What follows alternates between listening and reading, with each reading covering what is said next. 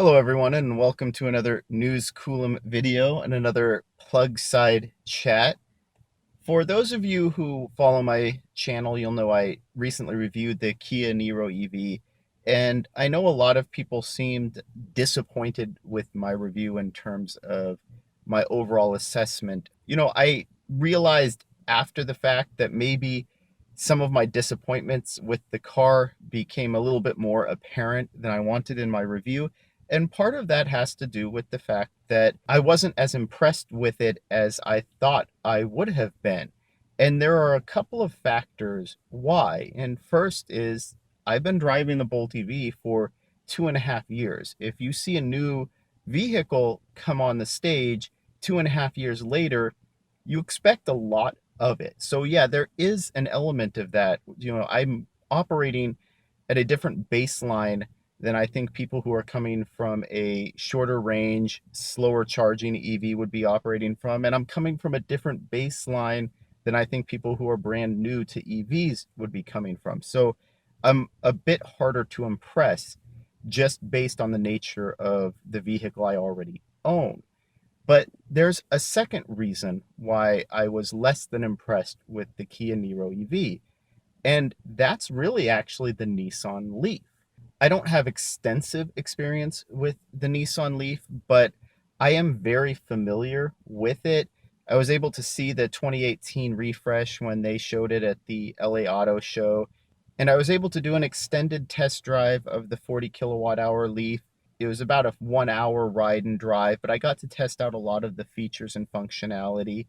And based on those experiences, it really sort of informed my assessment of the Kia Niro EV, because Nissan has recently released the Leaf E Plus, which fixes a lot of the concerns that people had with the refreshed Nissan Leaf, which was primarily that it only had a 40 kilowatt hour battery pack. But when you look at the Bolt EV and the five biggest gripes that people have with it as a car, at least these are the top five gripes that I've heard regarding the Bolt EV and why people would want a Niro EV instead. And the first is driver assist functionality. This is both the lane keep assist and the adaptive cruise control. The next is seat comfort, which mostly has to do with the width of the seat, but some people are also complaining about the amount of padding. The next is charging rate, and then people also complained about the lack of a heat pump. Finally, the fifth gripe that I hear is just about the ride quality. People don't want the type of ride that you get with the short wheelbase of the Bolt EV.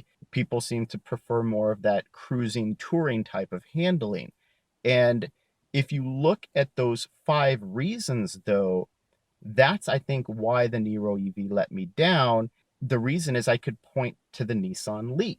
So while driving the Nissan Leaf, I was able to test out the Pro Pilot Assist, and based on my drive with the Niro EV, the Pro Pilot Assist is just way ahead of Kia's driver assist functionality. If Pro Pilot encounters a situation it can't handle, it abandons rather than does something jarring or something that's unpredictable. And I would prefer that as a driver. If it's not full autonomy, I would want a driver assist functionality that simply lets me know when it's in over its head and it needs me to take over. And I would prefer that over what I saw in the Niro EV.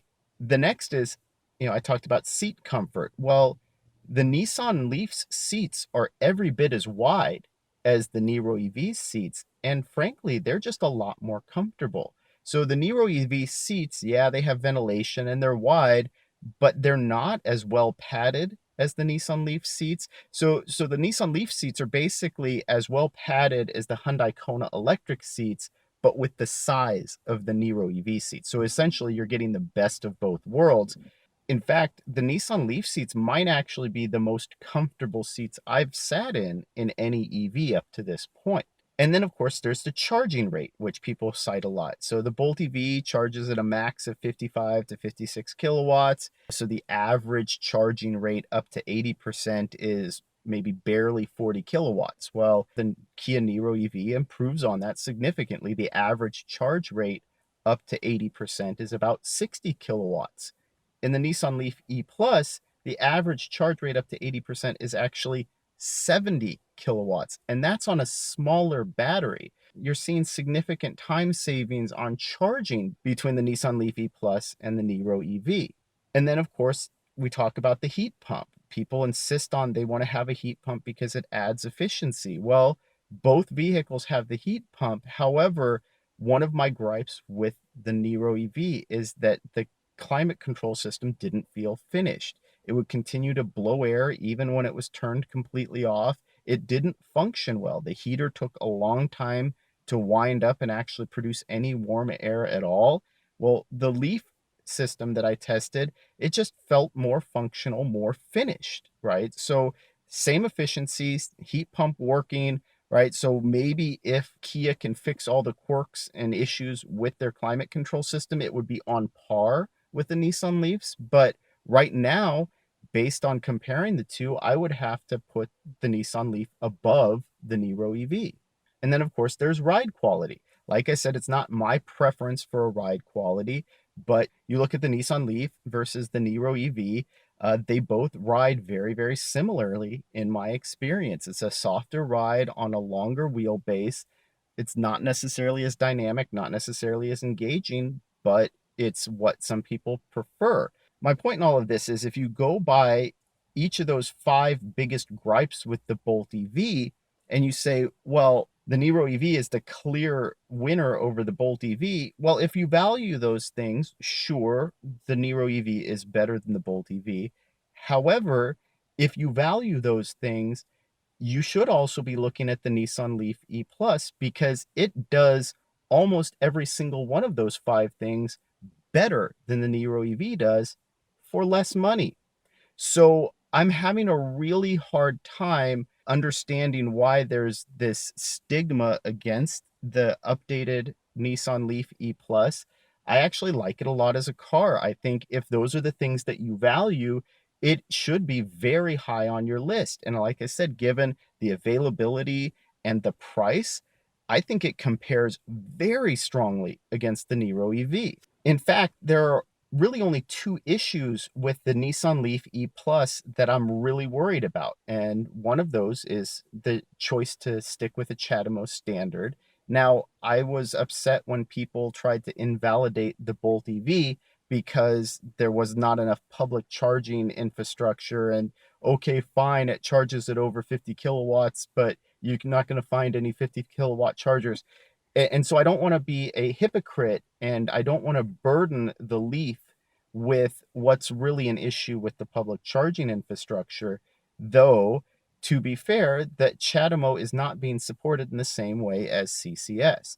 So if you look at the public charging providers, ChargePoint, EVgo, Recargo, a lot of these networks, they're building parity. So one CCS, one CHAdeMO at most of their sites. But the fastest growing charging network in North America, Electrify America, they're only building on average about one CHAdeMO charger per site. So, and those are restricted to 50 kilowatts. So unless Electrify America changes up and starts adding a second or a third CHAdeMO plug per site and upgrades the cables to 100 to 150 kilowatt charging cables for CHAdeMO, you're going to be restricted in your choices with the Nissan Leaf E Plus. And that sucks. But like I said, I don't think it's fair to put all of that burden just on the Leaf itself. But it should be kind of telling that if the Nissan Leaf E Plus had a CCS connector instead of a CHAdeMO connector, that wouldn't even be an issue, right? There wouldn't even be a consideration. The other big issue with it is a lack of active thermal battery management, and that should be concerning. Now, I know there was a recent road trip report. I'll see if I can put the link to it in the description below, but someone essentially drove up to Tahoe from the Bay Area and back again, and they were using the new Leaf E Plus, and it handled the ride very, very well. But I feel like it's kind of a fluff piece. You know, it's a fairly long drive with a big elevation increase, but it's not that intensive of a drive. Frankly, nothing like my 500-mile trips that I make regularly up to Northern California. and it was relying on the Drive the Arc chargers. I love them. They're great location, great distribution. The problem is they're only 100 amp chargers. So at their maximum, they're already charging at slower than the Nissan LEAF 40 kilowatt hour would be charging after it started rapid gating.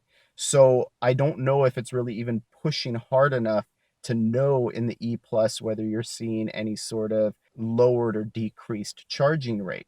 So I would really hope that maybe I can get a hold of a Nissan LEAF E Plus and do a full review like I did on the Niro EV.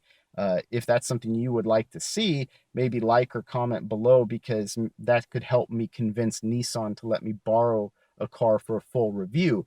But I just know that in my Bolt EV, by the time I make my first stop 200 miles out, and this is with active thermal management, my battery pack is typically already 90 to 95 degrees.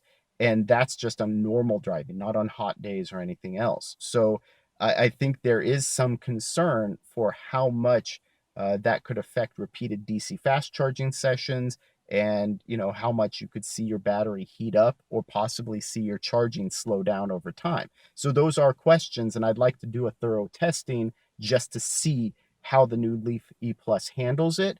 But outside of those two concerns, I'm having a really hard time seeing why people would dismiss the Nissan Leaf E Plus so easily compared to some of these other vehicles, when it does all of the things that they say they value better than the vehicle that they're preferring over it. So I'd love to hear what you think. And are those 5 issues with the Bolt EV of high concern to you?